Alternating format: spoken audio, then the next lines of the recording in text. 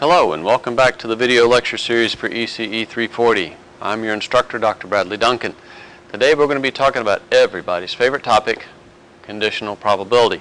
In particular, we're going to be looking at conditional probability density functions and cumulative distribution functions, how we might calculate them, how we might work with them. So to begin, let's go back and review just a bit. Let's remember the fundamental relationship for conditional probability. Remember, probability that event A occurs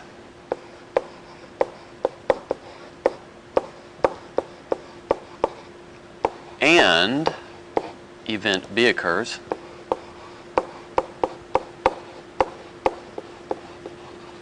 equals the probability that event A occurs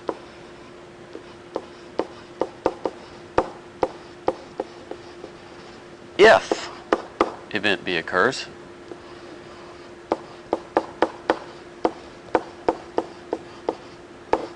times the probability event B actually occurs.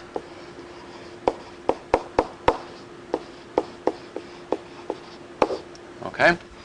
That is an axiomatic statement, meaning that I can't prove that to you from more fundamental relationships. It's an always and everywhere true relationship. It's something I ask you to repeat to yourself over and over and over again until you convince yourself that it's actually true. So in shorthand notation, this is the probability that A occurs and B occurs. That comma there always means a conjunction. And probability of A occurring and B occurring equals the probability that A occurs if B occurs times the probability that event B actually occurs. And that vertical bar is my conditional, if. All right. Simplifying even further, I can say probability of A if B equals the probability of A and B divided by probability of B. All right, that's one of our fundamental relationships for conditional probability. All right. Now, let's talk about a couple of interesting events. I'm going to let A equal x less than or equal to some level little x. And I'm going to define another event. This time I'm going to call it B, or excuse me, I'm going to call it M. M is, this is going to look a bit mysterious when I first write it down. Let me write it down, then I'll explain what I mean. Y is an element of some set R sub y. All right. This is just a set or a collection of outcomes, and it's an event.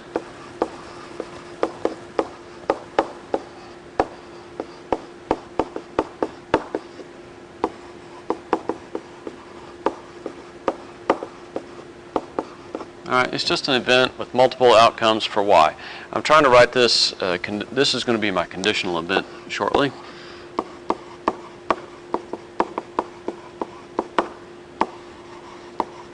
All right, my conditional event is that y takes on one or more values in some arbitrarily defined set, capital R sub y. R sub y is just an event with multiple outcomes. All right, that's all it is. All right, the probability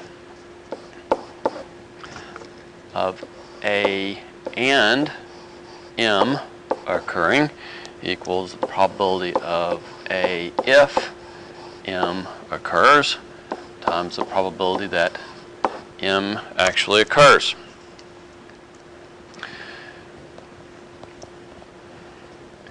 A is x less than or equal to some value, and this equals probability x less than or equal to x if m times probability of m. Maybe I should use capital M's. I started with capital M's. Let's use capital M's. All right. Rearrange this a bit, and I get the probability x less than or equal to some unspecified level little x if m. And that now I can recognize as a conditional CDF. Anytime I look at a random variable less than or equal to some unspecified point, I'm talking about a cumulative distribution function. And that can be written as the probability of x less than or equal to little x and event m occurring divided by the probability of event m occurring. All right. This is an important relationship. This is my conditional cumulative distribution function. All right. It's the CDF for x.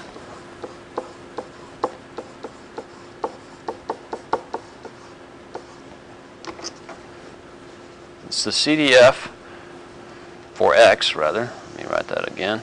CDF for x conditioned on m occurring. What's the probability that random variable x is less than some specified level little x, given that we know that event m occurred? That's what that means. That's the conditional CDF. Talk about properties of the conditional CDF.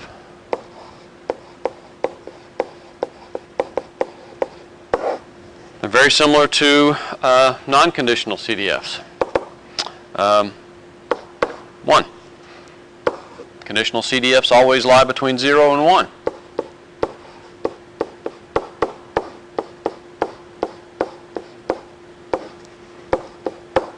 Okay? Conditional CDFs are always less than or equal to 1. Or, excuse me, fall within the range 0 to 1. Well, I guess they are less than or equal to 1. They fall more specifically within the range 0 to 1. Second property is the cumulative distribution function evaluated at minus infinity is 0, and the cumulative distribution function evaluated at plus infinity equals 1. Third property,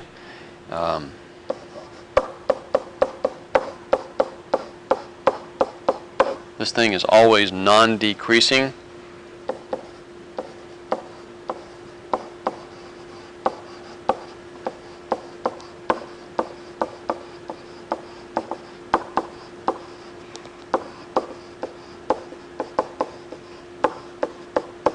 It's always a non-decreasing function of x. It's continuous from the right.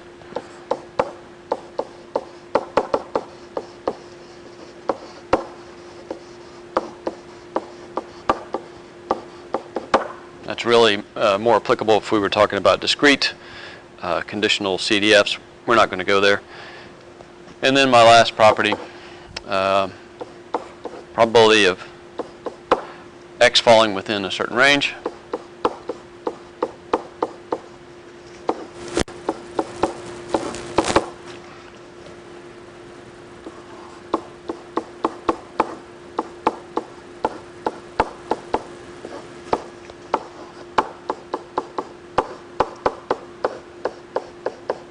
All right, you just subtract, if you want to find the probability that x falls within the range x1 to x2, given that event m occurs, well, that's, you just subtract the conditional cumulative distribution functions for x evaluated at x2 and x1. All right, basically the same as for non-conditional CDFs.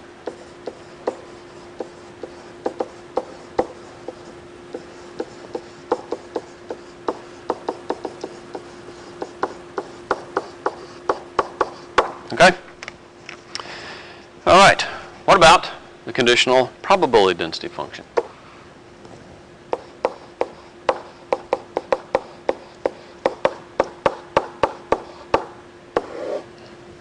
What about a conditional probability density function?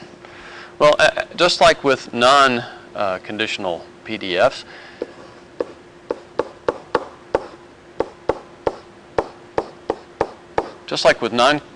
conditional PDFs, the conditional PDF is found by taking the first derivative of my conditional CDF.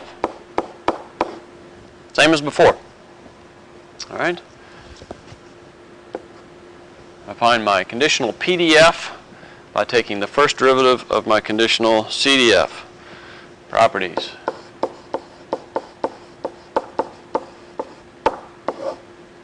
Basically the same as for non-conditional PDFs.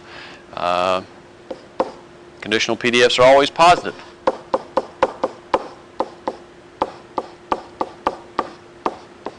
It's always positive. Another property. Its area is 1.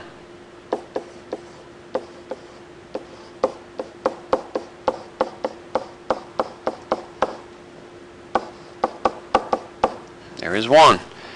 I can find the conditional cumulative distribution function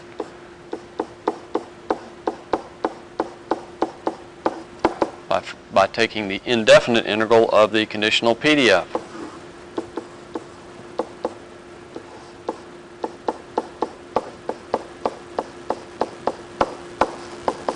All right, and my fourth property.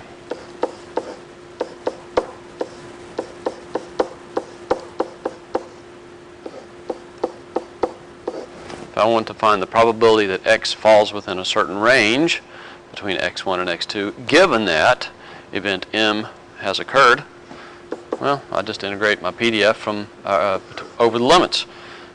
x1, x2,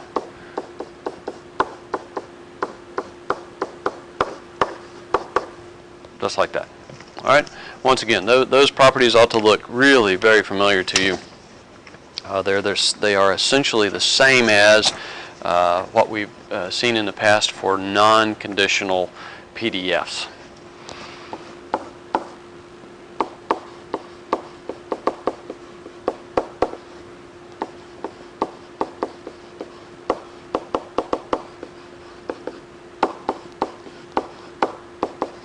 Okay? All right. Let's look at a special case. Kind of an important, pretty useful special case.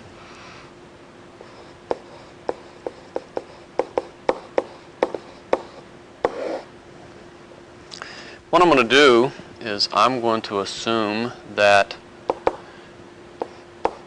y equals x. In other words, I'm only talking about one random variable, x. And I'm going to let my conditional event m be that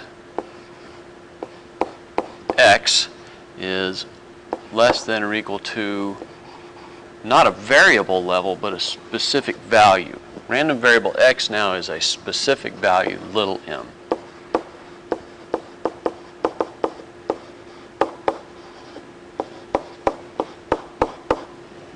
Okay? So this is my sort of a general scenario.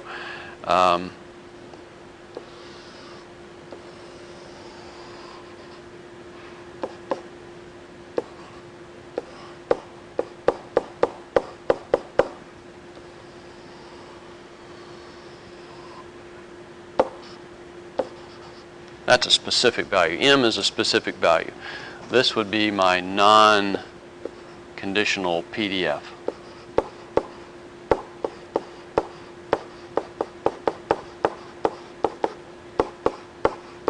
And I've just arbitrarily drawn it as a Gaussian here just because it's easy to do so. What I would like to find is, for this special case, I'd like to find the conditional cumulative distribution functions and cumulative the conditional cumulative distribution function and the conditional probability density function. Let's find the conditional CDF first.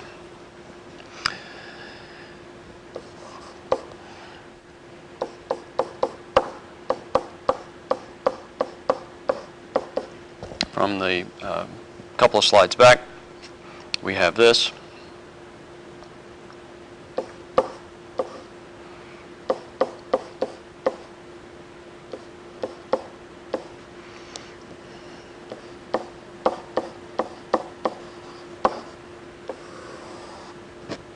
This is my conditional event M here, right, divided by my conditional event, probability of my conditional event, there. Okay? All right. Now, let's make some observations here. Remember, my comma means an and. My comma here means an and. That's important. If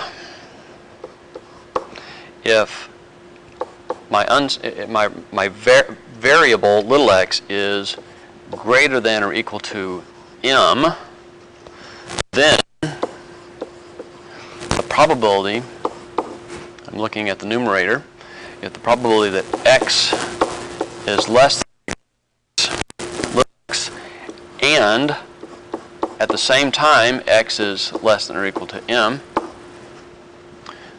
well, that's the probability that x is less than or equal to m. All right? If x is somewhere up in this range, let me pull out a colored pen. If x is somewhere up in this range, greater than m, and at the same time I know that my random variable is less than m, well, the probability that x is less than little x and x is less than m is just the probability that x is less than m. So, plugging that back up into my numerator, I get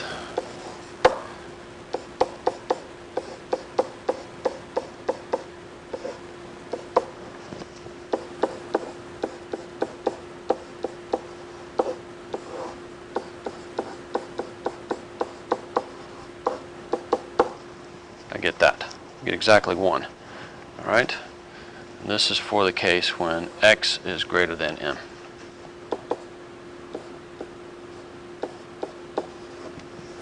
All right? What about if x is less than m? Still dealing with my special case here now.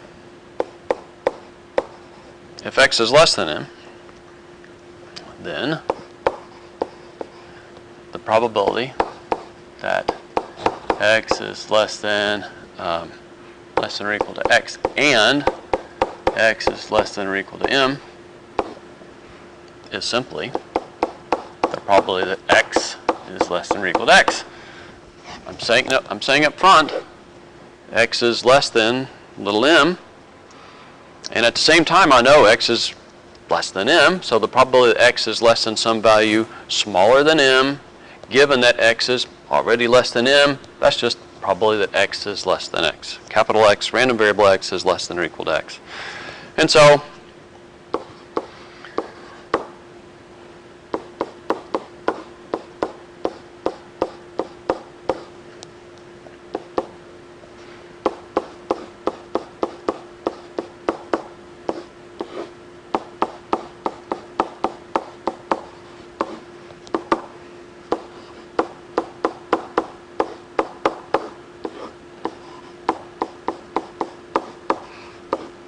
we get that.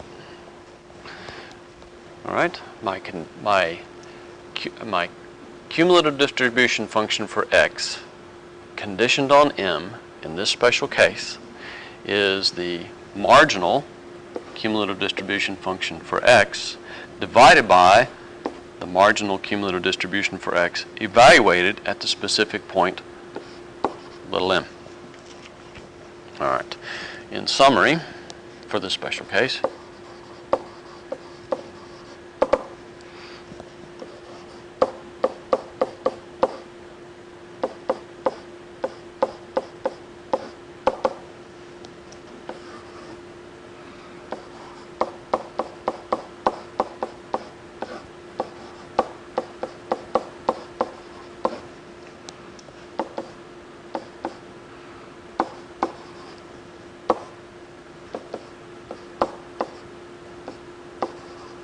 All right. For my special case that we're talking about now, my conditional cumulative distribution function looks like that. Now, next thing we'll notice is that I'll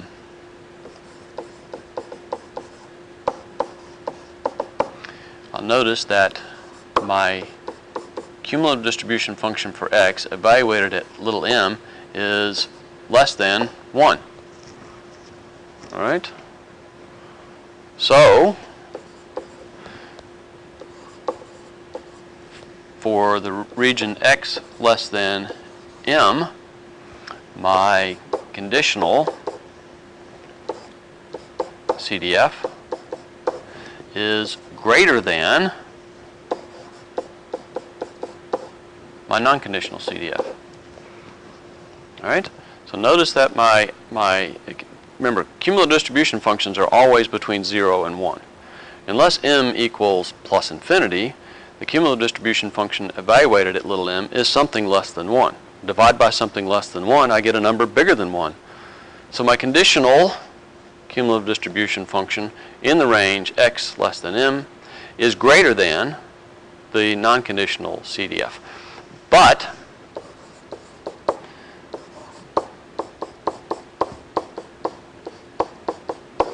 my conditional CDF has the same shape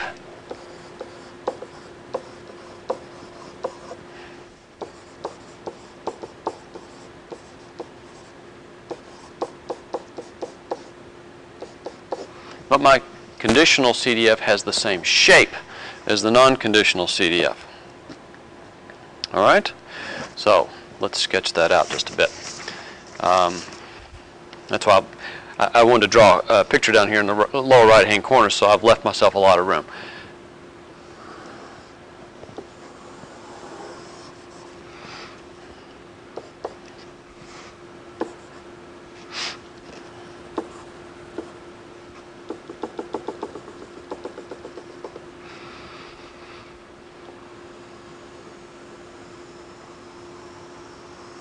All right, let's assume that this solid black curve is my non-conditional CDF.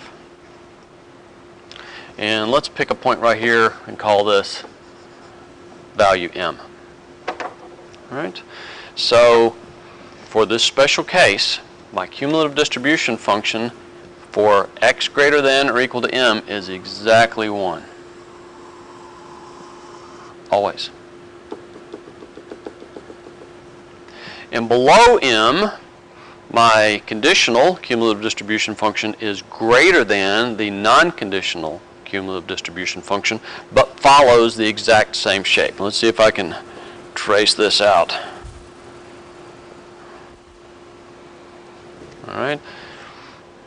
It's supposed to be the same shape. I apologize, I'm not the greatest artist, but the red curve below m is supposed to be exactly the same shape as the black curve below m. This red curve then is my conditional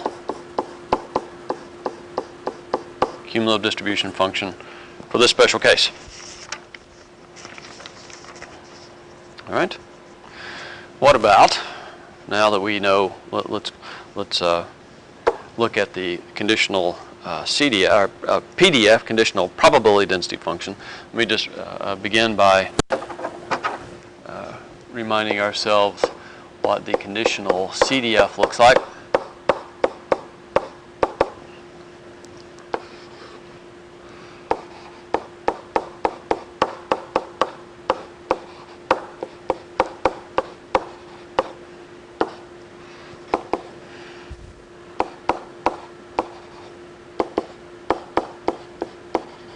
All right, that's my conditional CDF.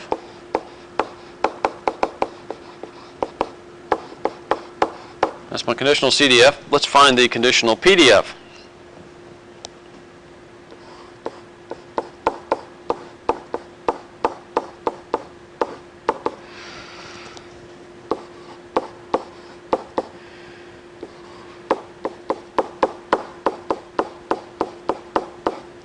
Just the first derivative of the conditional, the conditional PDF is just the first derivative of the conditional CDF.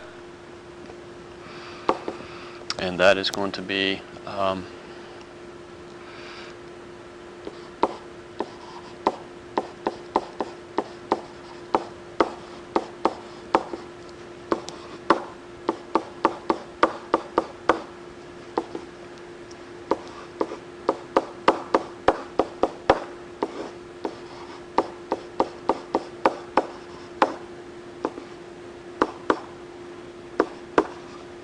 okay. For the region little x less than m,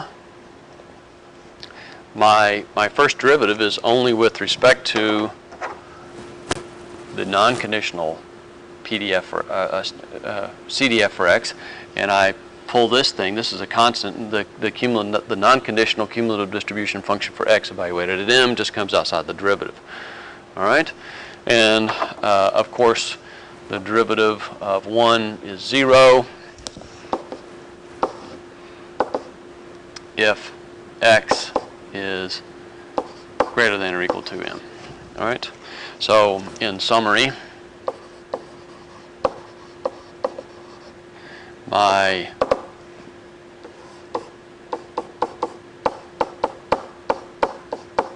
conditional PDF equals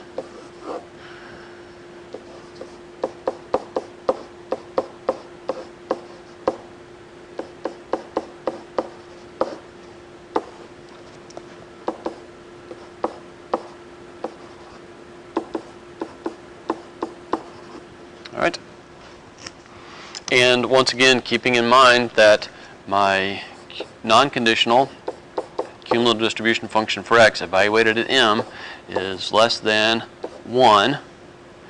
So my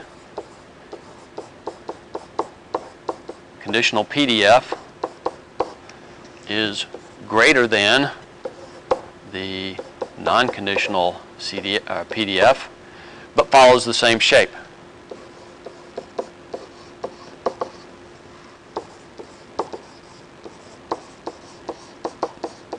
And of course, this is in the region where x is less than m. All right, so let's sketch that out a bit.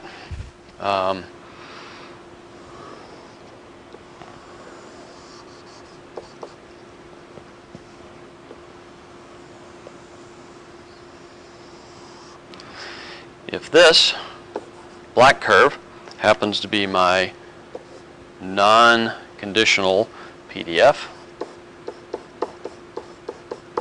all right, and let's say this is value little m. Above little m, my probability density function, that's supposed to be 0. My probability density function is exactly 0. And above m, or excuse me, below m, my probability density function follows exactly the same shape, but is a little bit larger. Okay? This is my conditional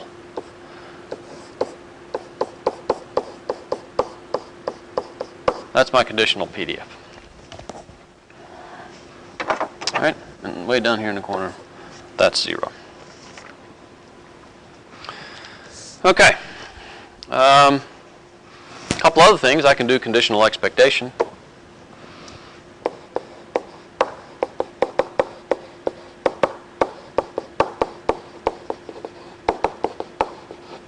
And what I'm getting ready to write down is true in general and not just applicable to the special case I did just a couple of minutes ago.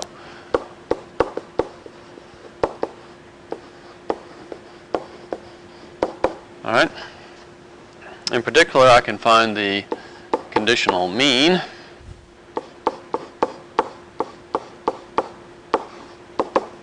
This is integral from minus infinity to plus infinity x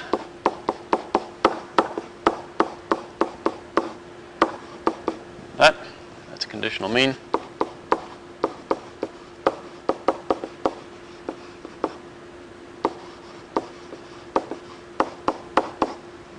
That's the mean value of x given that event m occurs.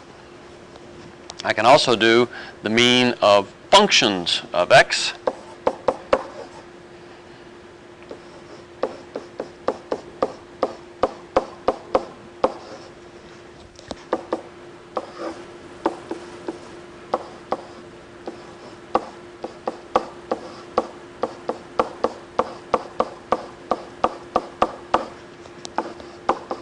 Okay? That is the mean value of a function of x given that event M has occurred. All right. Let's do some examples. All right. This first example relates back directly to the special case that we talked about just a few minutes ago. And this is going to be my example. I'm gonna shoot a bunch of arrows at a circular target.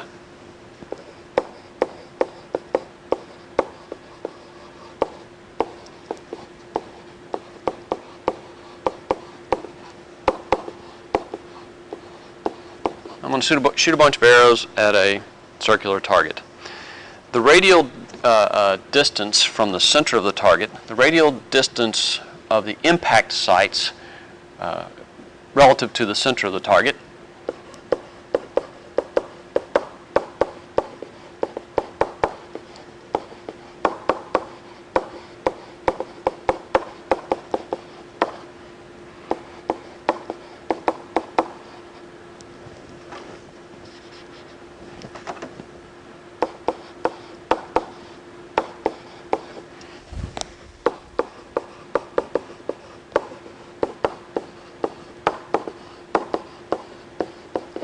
the radial location of impact sites relative to the center of the target is a Rayleigh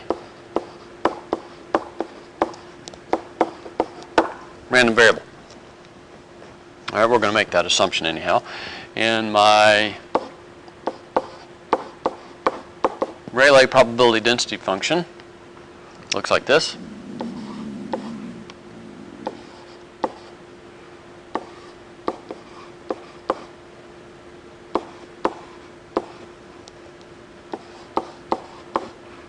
And for this particular problem, I'm going to assume that A equals 4.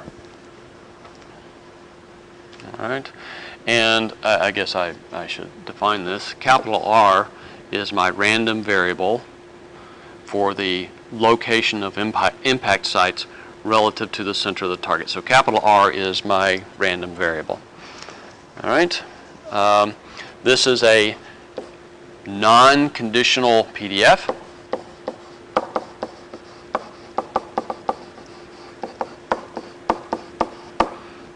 All right, this is a PDF which describes the impact sites for every arrow I shoot, whether or not they actually end up hitting the target. We'll talk about the target in just a minute.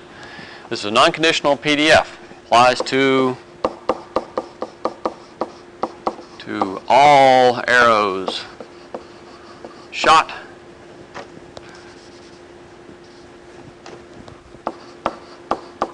whether or not they hit the target.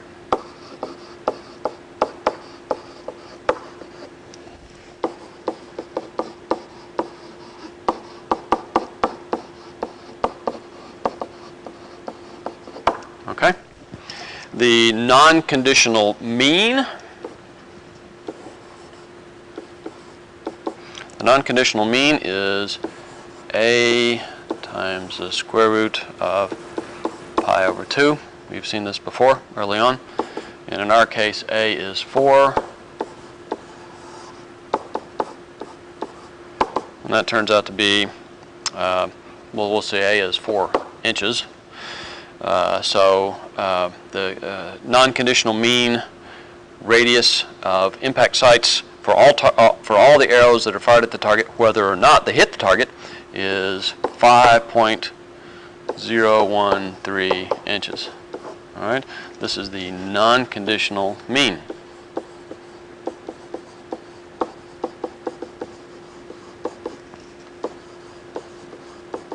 All right, this is the non-conditional mean. This is the mean radius of impact sights for all arrows I might shoot at my target, whether or not they actually hit the target. Okay? So, now let's assume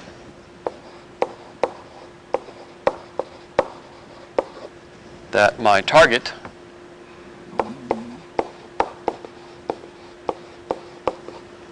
is 12 inches in diameter. Okay? Radius of 6 inches.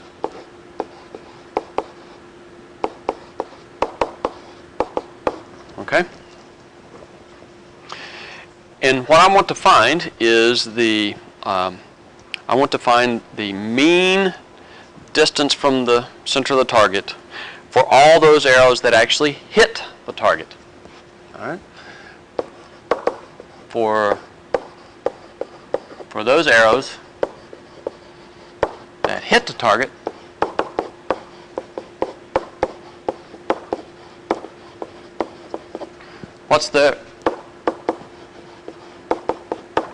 what is their mean radius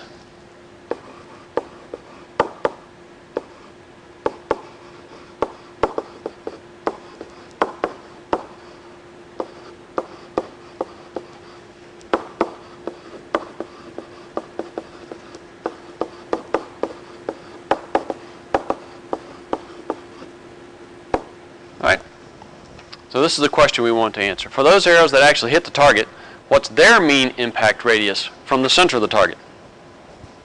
Okay, this will be a conditional mean. This is a conditional mean.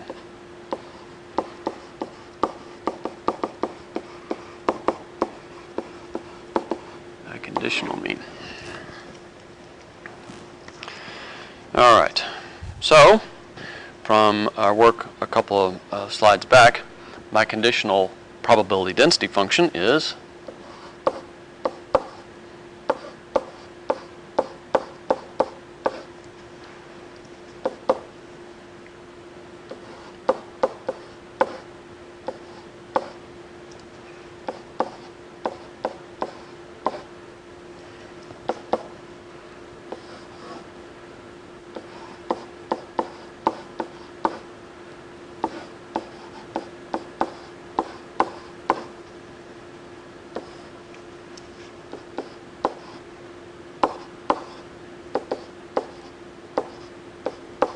Right?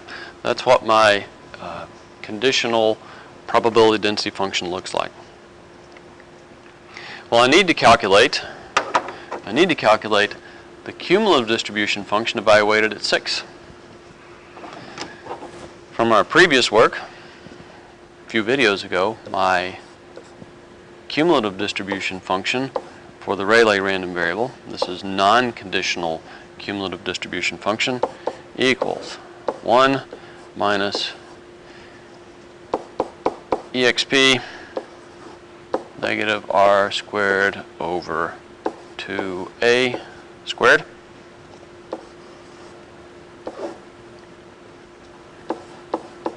And there's a step function in there. So you can plug in 6. A of course equals 4.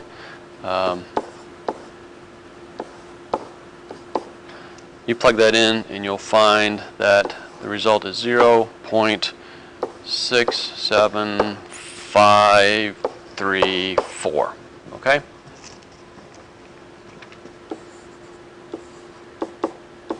In our case, A equals 4. Alrighty? Alright. So, let's find the conditional mean.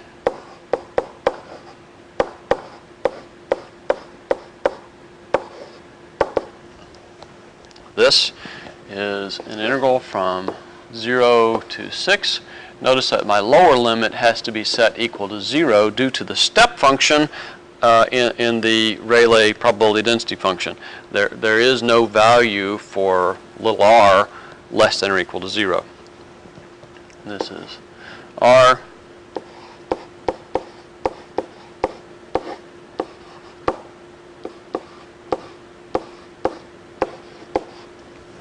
That's the integral I need. All right.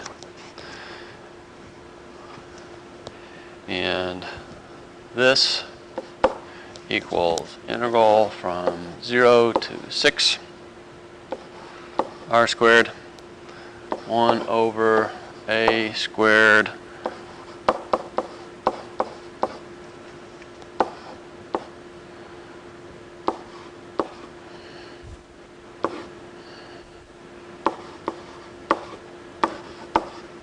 equals that.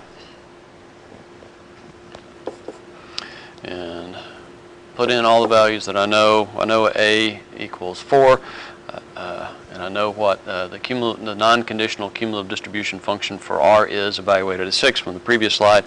I get 10.806 in the denominator. Integral from 0 to 6 r squared e to the negative r squared over 32 dr.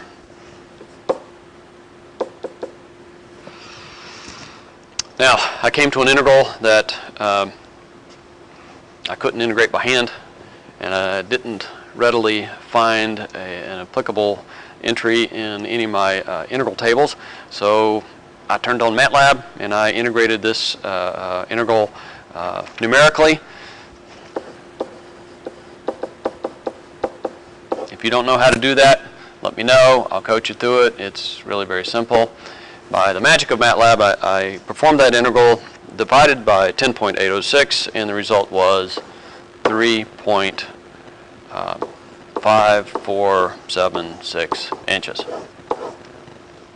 Okay, and you'll notice that that is less than the conditional or the non-conditional mean radius of impact sites for all the arrows, whether or not they hit the target. For those that hit the target, the mean radius of impact sites is somewhat smaller. We ought to expect that. The mean radius, the non-conditional mean radius for impact sites was about 5 inches. But that included all the ones that hit the target and didn't hit the target. Once we include only those arrows that actually hit the target, well, the mean radius is somewhat smaller. Okay, let's do another example. This example does not leverage our special case that we examined earlier, so we've got to do a few extra steps. So this example has to do with a company that makes meter sticks. Somebody's got to do it.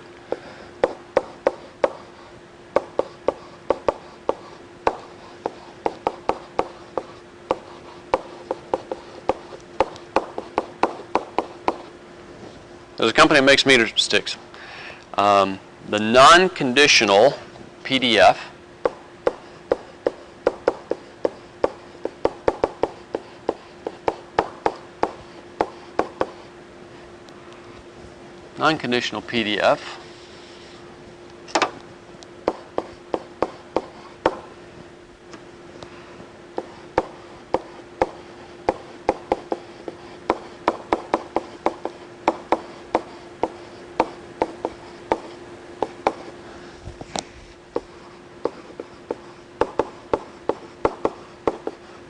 The non-conditional PDF describing the length of all the meter sticks that come off the production line by some event was determined to be Gaussian.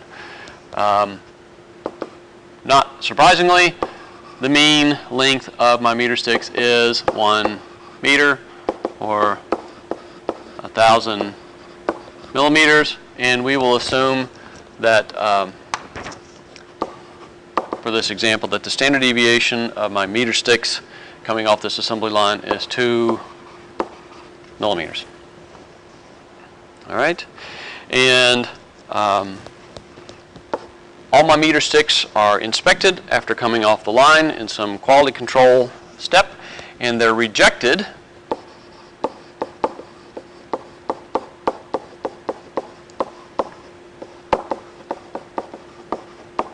if they are 1 millimeter too long or too short.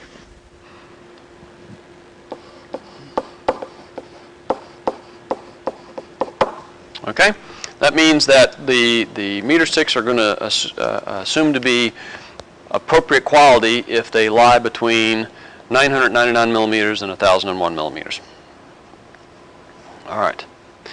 So what I want to do is I want to find the PDF for the meter sticks after throwing away those that are either too long or too short.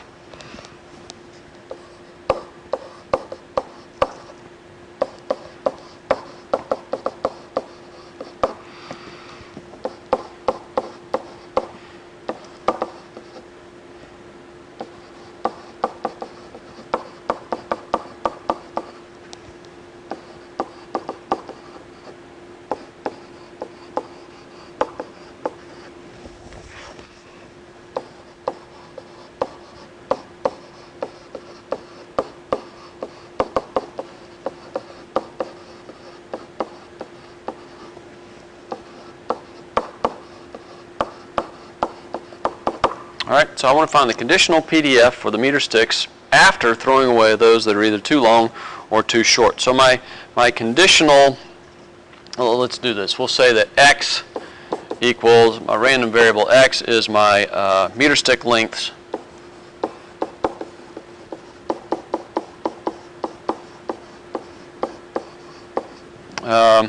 my probability density function, my non-conditional probability density function is 1 over sigma square root of 2 pi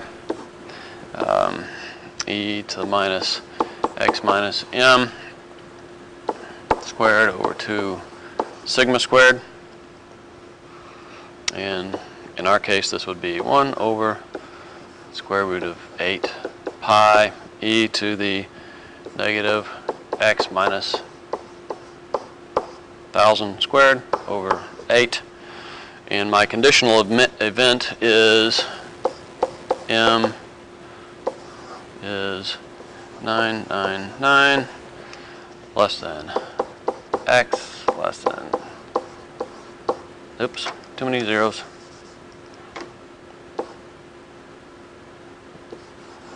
That's my conditional event.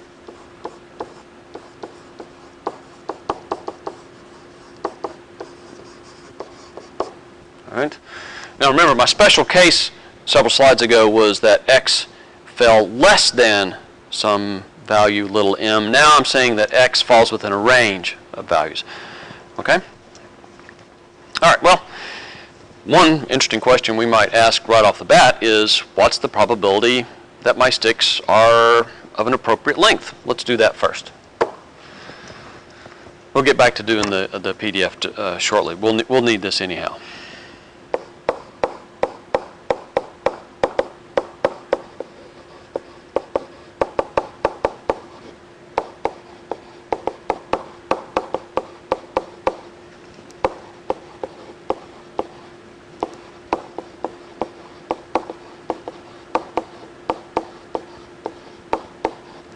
Probably that my sticks are an acceptable length.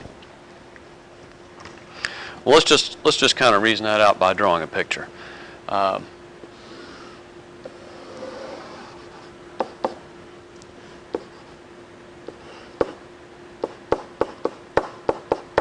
non-conditional PDF looks something like this. All right. Right there is my mean m. And let's put a point here and call that x naught. Remember, that area, and oh, by the way, you can draw this in and show that my Gaussian has a standard deviation of sigma. Way down here is 0.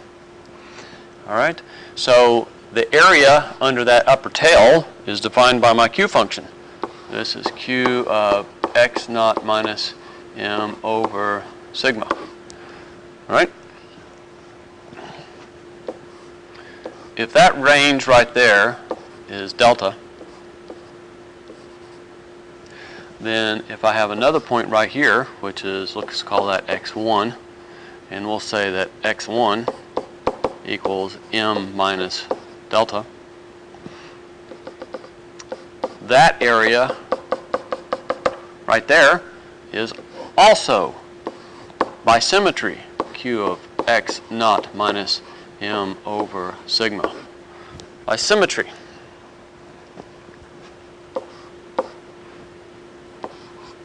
Okay? All right. So let's let x naught equal 1001 millimeters. Let's let m equal 1000 millimeters. And x1 will be 999 millimeters. Then and remember this also, this is a proper probability density function. The total area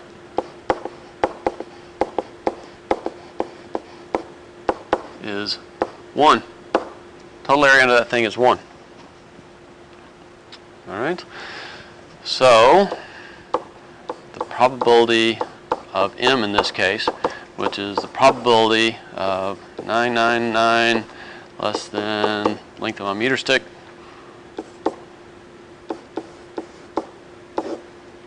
this equals 100% of my area minus 2 times the area of my upper tail. All right? The total area under my Gaussian curve is 1 because it's a proper probability density function. I want to find the probability of lying inside of this region here that I'm drawing in as red. That's clearly got to be 100% minus 2 times the upper tail. The area of the upper tail is q of x naught minus m over sigma. So this is going to be 1 minus 2 q of, keep putting in too many zeros, 1001 minus 1000 divided by 2. This is 1 minus 2 q function evaluated at a half. You can look that up in tables, or you can use the q function MATLAB code that I sent you earlier. You can calculate that on out. And this is 0.3829 or 38.29%. So interestingly enough, that means that only slightly over 38% of the meter sticks for this particular production line are considered to be acceptable, meaning that they lie between a length of 999 millimeters up to 1001 millimeters. It's a pretty wasteful production line. In this particular case, a standard deviation of 2 millimeters is pretty enormous. Plant manager might want to see if he can tighten up quality control just a bit. All right. We're going to need this in just a minute. Remember that we are trying to find the probability density function for the meter sticks which remain after we throw away those that are either too long or too short. So,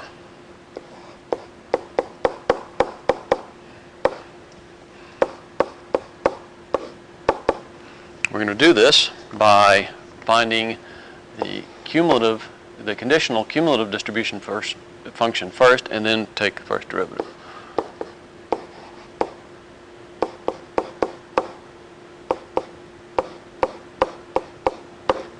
Okay?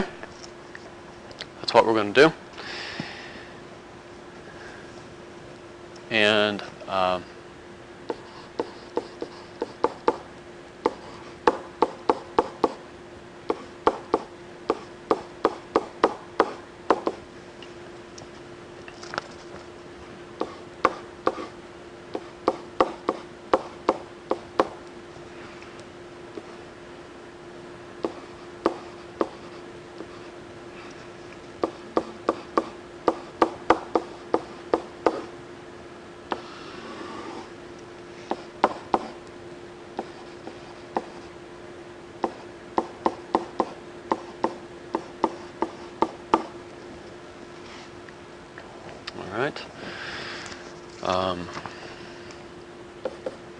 This can then be written, you'll notice that the denominator is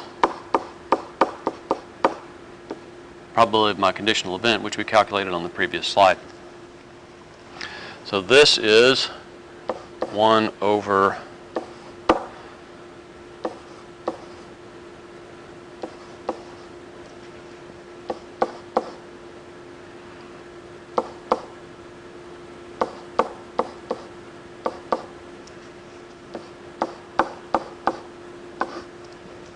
okay? That's that. All right.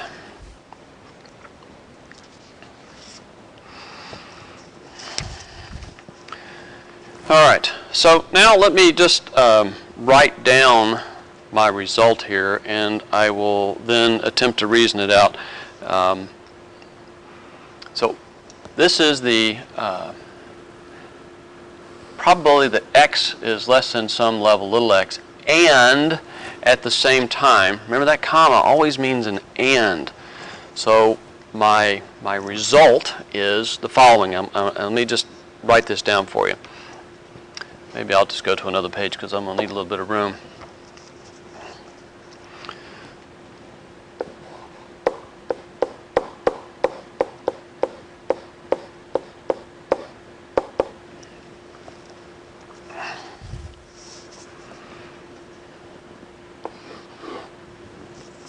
Yeah, let me just write it down.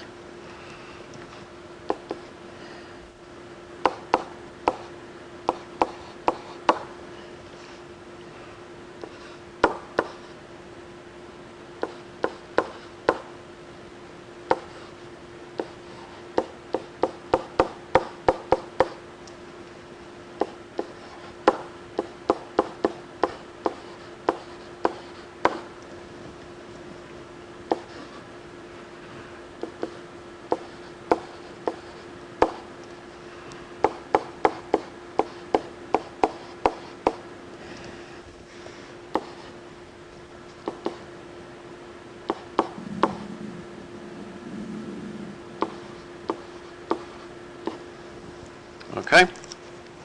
That is my conditional cumulative distribution function result. Let me reason that out for you by drawing a little bit of a picture.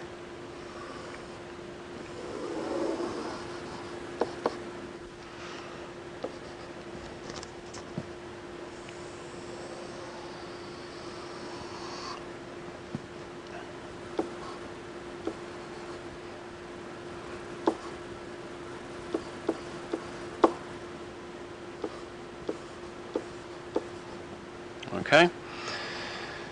All right. Now, my conditional event, let's write down what my conditional event here. My conditional event is that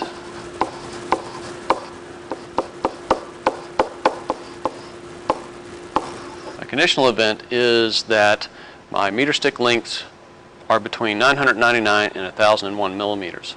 So if I know, that's what this if bar means, I know that my meter stick length is between 999 and 1001, then if x up here is greater than 1001, I know it's 100% likely to be less than that value. If little x is greater than 1001 millimeters, the conditional cumulative distribution function has to be exactly 1 because I know it lies between 999 and 1001. Likewise, if I know it lies between 999 and 1001, the probability that it's less than 999 has to be exactly 0. Has to be exactly less than 0. All right, what about the intermediate range? The intermediate range, let's call this point here x naught. And this hatched out area here, that hatched out area there is the cumulative distribution function for x evaluated at x naught, given that I know I'm within the desired range. All right? The region between that point and that point is my conditional event. I know that I'm in that range. I know with 100% certainty that I'm within that range. The conditional cumulative distribution function for x evaluated at x naught, assuming that x naught is within the desired range, this equals what? Equals the cumulative distribution function at x evaluated at x naught minus, we throw away all that stuff less than 999 milliliters. That's where that goes. Okay? That's where that comes from. So if I know that I'm in this particular range, between 999 and 1001 millimeters, I end up with the cumulative distribution function evaluated at x minus the cumulative distribution function evaluated at 999. I also need to multiply times this 2.615 value because of what we had on my previous page. 1 over 0.3829 equals my 2.611 value. Okay? That's what that is. All right. Next question is, what is my cumulative distribution function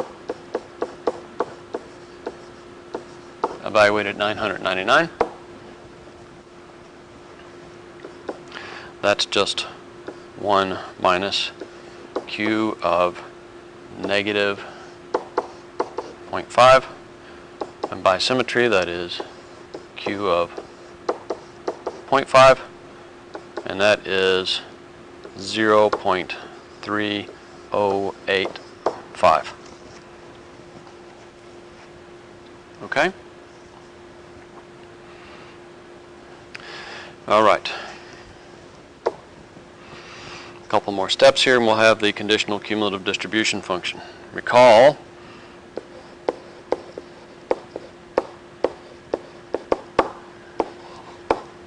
that the non-conditional cumulative distribution function for a Gaussian random variable is 1 minus q of x minus m over sigma. All right. So my conditional cumulative distribution function is then written as 1 for x greater than 1001, 2.6115 times 0.6915 minus q of x minus m over sigma.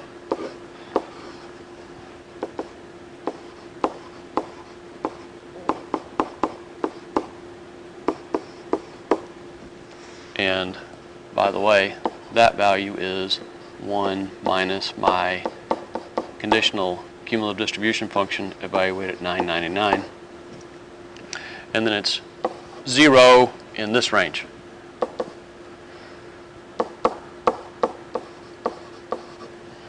Okay? It's there. That's my conditional cumulative distribution function.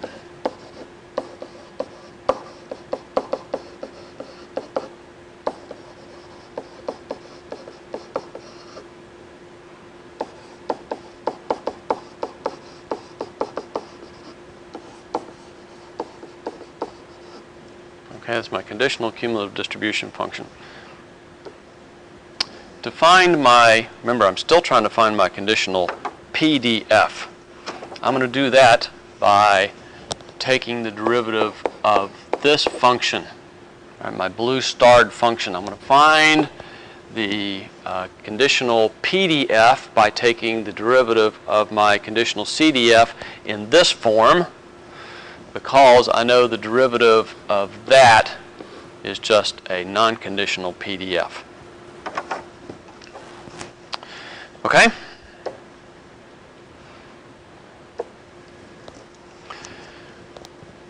From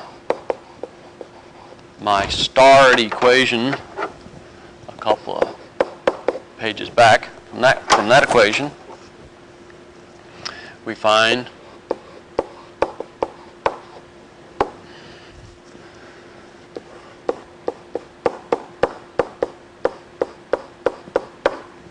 my conditional probability density function, which is the first derivative of my conditional cumulative distribution function.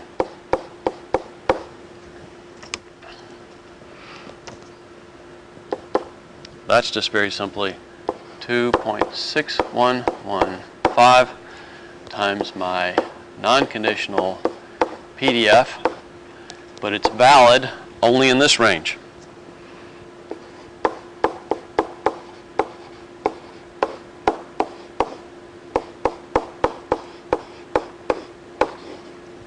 Okay? The derivative of 1 in the conditional CDF is exactly 0. The derivative of 0 in the conditional CDF is exactly 0. We go all the way back to this guy. The derivative of 1 is 0. Derivative of 0 is 0. The derivative of that thing is 0. So what I end up with is, in the range 999 to 1001, I have 2.6115 times the derivative of my non-conditional CDF. Gets me to that result right there. Gets me to this result. Right there. All right. That's my result. That's the answer for part A. And yes, there is a part B. Part B. All right, this is going to be I want to find the probability that the meter stick lengths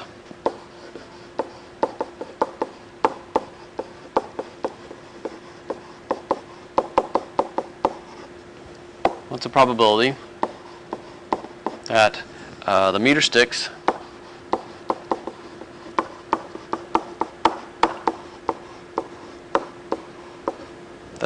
lengths are within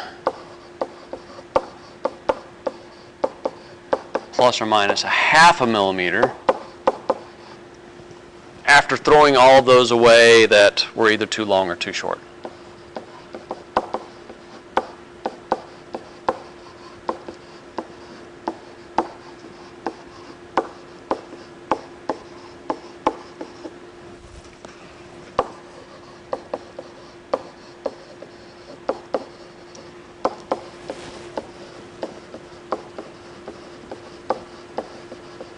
All right, so remember, we throw away all the meter sticks that are either 1 millimeter too long or too short.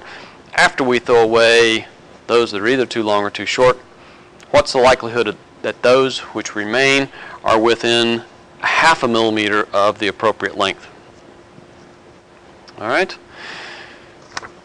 I'm asking myself the following question. Well, let me move. I need a little bit of room. I'm going to move to my next page. I'm asking myself this question. What's the probability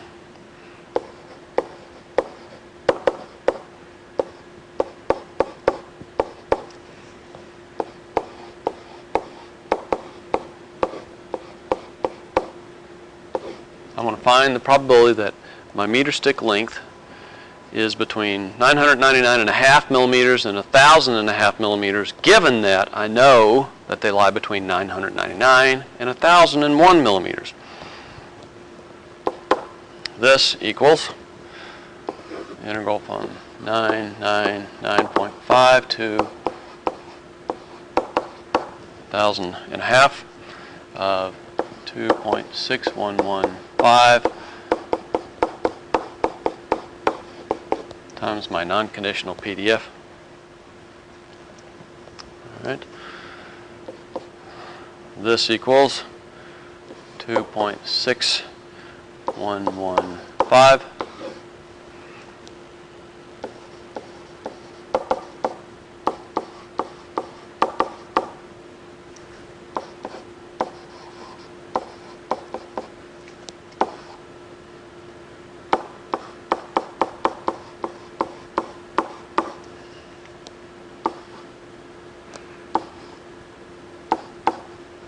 Alright, plugging in my non-conditional PDF, I get there.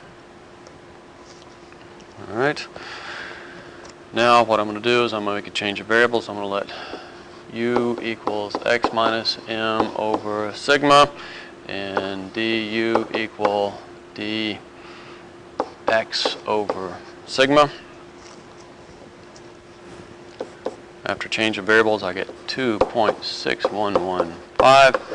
Integral from negative 0.25 to 0.25. 1 over square root of 2 pi e to the minus u squared over 2 du. You'll notice now that my integrand, that's a zero mean unit variance Gaussian. Alright, so I can use the Q function to evaluate it, and specifically this is 2.6115 times 1 minus 2q of 0.25, exploiting symmetry. You can use the Q function, MATLAB formula or MATLAB M file that I gave you earlier if you wish, or you can look up the results in the tables.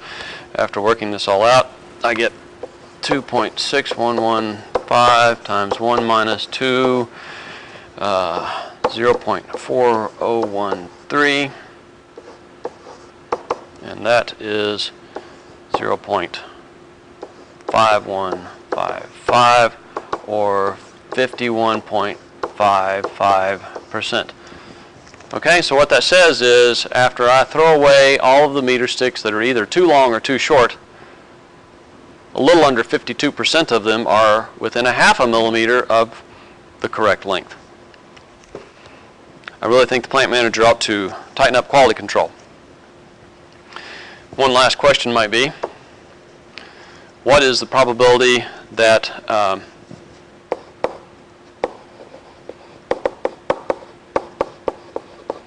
what's the probability that meter sticks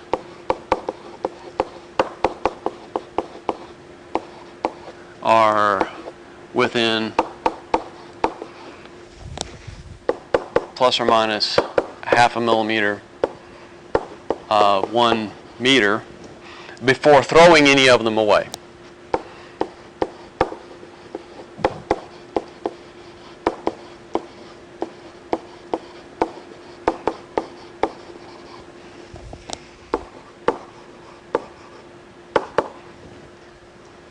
In other words, I'm asking myself this: what is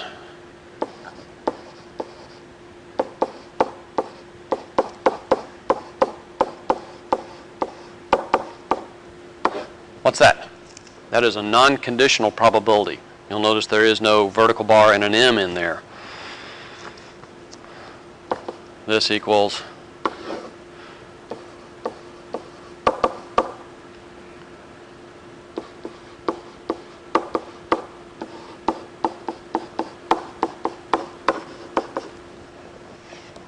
I'll let you do this. It's the same steps I used on the previous page, and I get 1 minus 2q of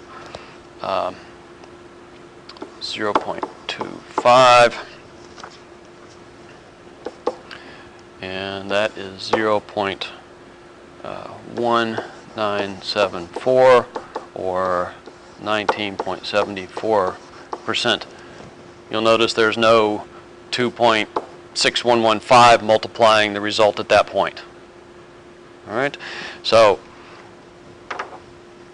before I throw away any meter sticks that are either too long or too short, something less than 20% of them are within a half a millimeter of 1 meter. After I throw away the ones that are either too long or too short by 1 millimeter, those that remain, about 55% of those are within a half a millimeter of the correct length. All right. Well, I know that was really long, and I apologize. I had a couple of good examples I needed to go through with you. As usual, if you have any questions, please do contact me at your earliest convenience, and I'll answer them as thoroughly as I can. Have yourself a nice day. Bye-bye.